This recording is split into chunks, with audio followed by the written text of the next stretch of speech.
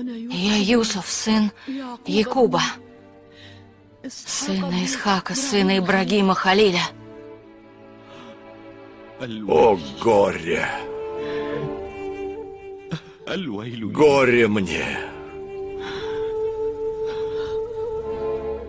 Мы же с тобой родственники. Ты потомок пророка Исхака, а я пророка Исмаила. Прости меня, о Аллах. Какой грех я совершил.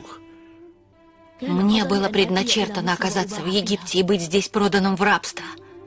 И это все было устроено Всевышним Аллахом и является подготовкой к великой миссии. После стольких знамений я должен был понять, что ты не такой, как все. Я должен был догадаться, что ты